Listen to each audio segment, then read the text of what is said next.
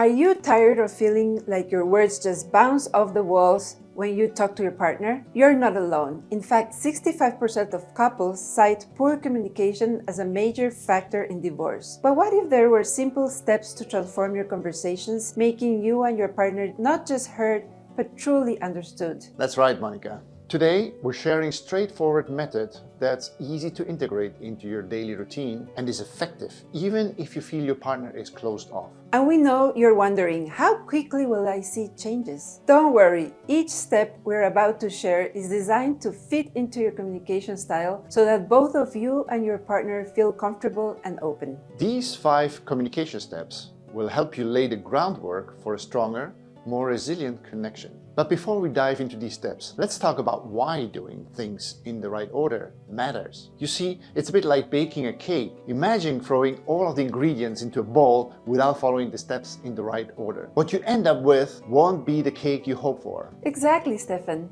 In communication, as in baking, every step serves a purpose and builds upon the last. Skipping a step or doing them out of order can lead to misunderstandings, just like mixing the baking powder into the batter last won't give you the rise you need. So, with the cake metaphor in mind, let's ensure we sequence our conversation just right, starting with a foundation and working our way up to ensure everything blends perfectly. Our first step is all about timing. We like to call it check the oven. And this essentially means asking if it's a good time to have a conversation. You would not start baking without checking if your oven is preheated, would you? This step is crucial because launching into discussion when one of you isn't ready can lead to defensiveness or disengagement. Exactly, Stephan. It's like knocking on the door before entering a room. It shows respect and readiness to engage. Imagine you're about to sit down to relax after a long day, and suddenly your partner starts discussing something serious. You might not be in the right headspace, which could lead to a less productive conversation.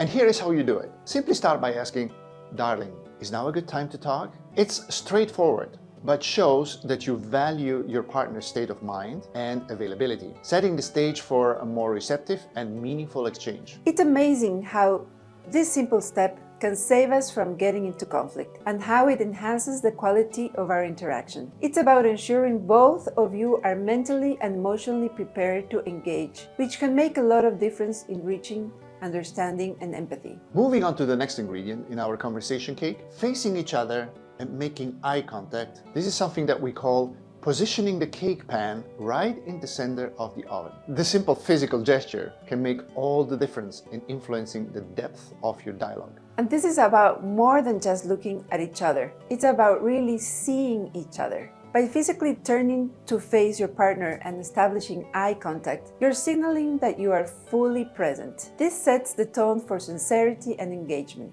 Think of it this way. When you position a cake in the center of the oven, it ensures best baking. Similarly, direct eye contact dramatically increases chances that the conversation is happening with full attention, making sure you and your partner will feel heard. And it's not just about avoiding distractions. It's about showing that you care enough to give the person in front of you your undivided attention. This step can transform a simple chat into a moment of true connection, deepening the bond between you and your partner. Next up, we make sure the grit in the oven is firm and solid. We mix in some sweetness, starting your conversation with appreciation, just like when you mix sugar into your batter. It's about setting a positive foundation for everything that follows. Exactly, Stephan. Beginning with words of gratitude can disarm tension and open hearts. For example, start a discussion with, "Thank you for making time to talk with me today. I really appreciate it." Immediately puts your partner in a receptive state. This step is crucial because it shifts the atmosphere from potentially adversarial to cooperative. It's like when you taste the sweetness in a perfect balanced cake. It just feels right.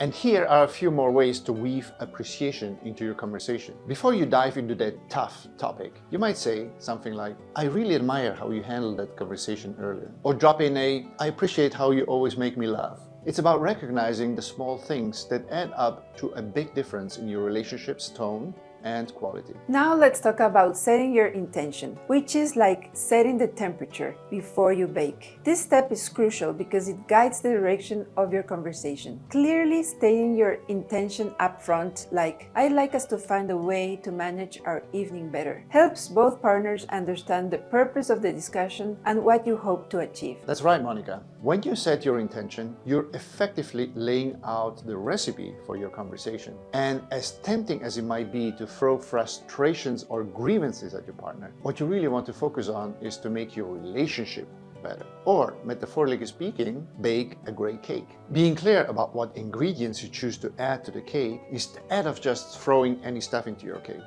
So it's about working together to find solutions. This helps prevent the conversation from going into a blame game. Exactly. And by doing this, you create a collaborative atmosphere. For instance, you might say, "My goal today is to talk about how we can spend more quality time together." This shows that you're focused on positive outcomes, not just discussing problems. So next time you want to bring up a potentially contentious topic with your partner, give yourself the time to think about the following question. What do I want for our relationship? And only when you're really clear about this, only then approach your partner and give the conversation the gift of your clear intention. Having a clear intention can make all the difference. Instead of starting with an all too common "we never spend any time together," you now can frame the conversation positively by saying, "I love spending time with you and I'd like us to look at our schedules to see how we can do more of that." It invites cooperation rather than conflict. One important point to remember when you set the temperature: you don't want to flare up the oven by starting with you statements. "You haven't picked up our daughter in time from school," or "You're spending way too much. We'll end up being in dire straits financially." Chances are that you'll end up straight into a fight and the cake might gloriously burn away. That's right. A more effective strategy to set the right temperature, once you're clear about your intention, is to start with I statements. For example, "I felt worried when our daughter wasn't picked up on time from school yesterday," or "I'm feeling a bit anxious about our expenses lately. I worry we might encounter some challenges if we continue spending at this rate." Starting out with I gives you and your partner a much better chance at constructive connecting conversation. Beautiful. Now, the fifth and final step is to regularly stop and check. How's the cake baking in the oven? How does this sound to you?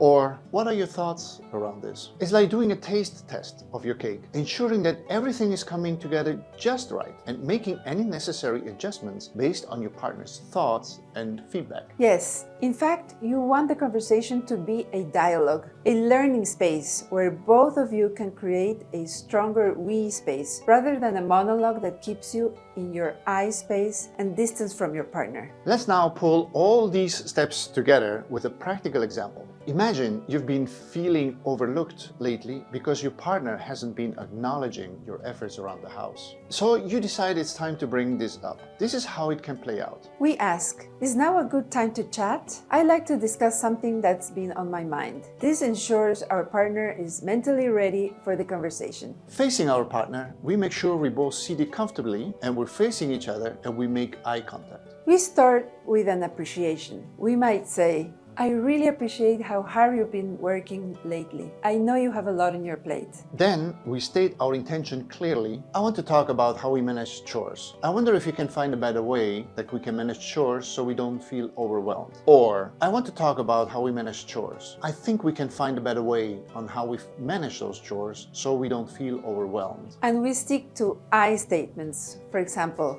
"I have observed that I've been managing most of the housework lately. This makes me feel a bit taken for granted. What will help me feel better is if we could create a more balanced schedule." And finally, we seek our partner's perspective to ensure they feel heard too. "How does this sound to you? Do you think there is a way we can deal with this better?" This invites your partner to engage actively in finding a solution and ensures the conversation is collaborative. By following these steps, not only do you make your needs known, but you also foster a spirit of teamwork and mutual respect, making it more likely to reach a satisfying resolution together. We hope you enjoyed today's video, and we invite you to try these steps at home. The more you practice these steps, the more natural and powerful they'll become. It's a small change that can make a big difference in how you communicate with your partner and understand each other. Give it a go and be amazed by the positive shift in your relationship. Until next time, make sure that you take our quiz if you want to learn more about yourself and how you behave in your relationship. Like this video if you did, subscribe for more videos like this one, and share with a friend who might also be looking for a real advice for real couples. Let's transform your love story together.